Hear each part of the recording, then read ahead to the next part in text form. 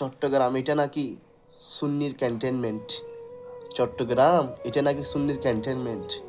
তাহলে সুন্নির ক্যান্টনমেন্টে যদি এরকম একজন আলোচক বক্তাকে, যার বয়ান শুনলে মানুষের অন্তরে ভালো লাগে কাজ করে, যার বয়ান শুনলে মানুষের নামাজ পড়ার জন্য আগ্রহ হয়ে যায়, কোরআন পড়ার জন্য আগ্রহ হয়ে যায়, এমন একজন ব্যক্তিকে আমরা হারিয়েছি।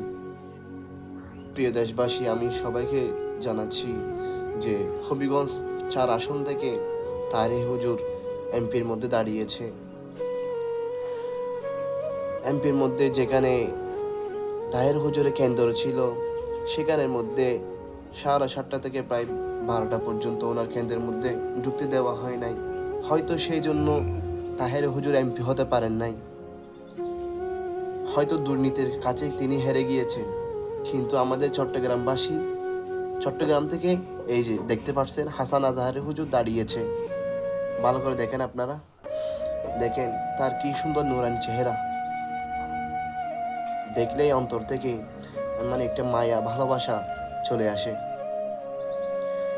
কিন্তু চট্টগ্রামের মধ্যে, আমি যেখানে চট্টগ্রামে রয়েছি 8 আসনের মধ্যে, সেখানে কিন্তু আল্লাহ পাকের দয়ায় কোনো মারামারি খুনাখুনি কিচ্ছু হয় নাই। ভোট কেন্দ্রের মধ্যে ঢুকতে দেওয়া হয় নাই, এমন কোনো ঘটনা শোনা যায় নাই। কিন্তু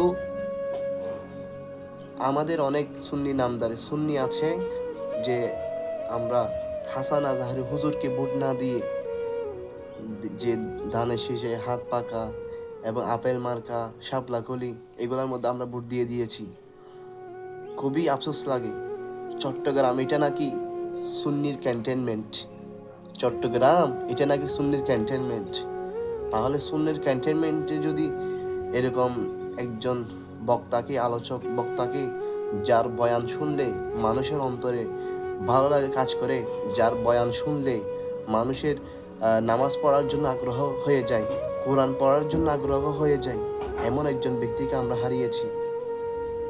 খুবই কষ্ট লাগছে, খুবই দুঃখ লাগছে।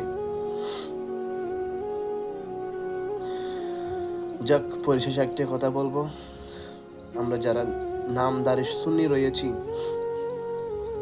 নামদারি মুনাফিক রয়েছি, এগুলা থেকে অবশ্যই আমাদেরকে ফিরে আসতে হবে, না হলে পরে আমরা আরো বেশি কষ্টের মধ্যে পড়ব। সবাই ভালো থাকবেন, সুস্থ থাকবেন। আসসালামু আলাইকুম রহমতুল্লাহ বারাকাতুহু।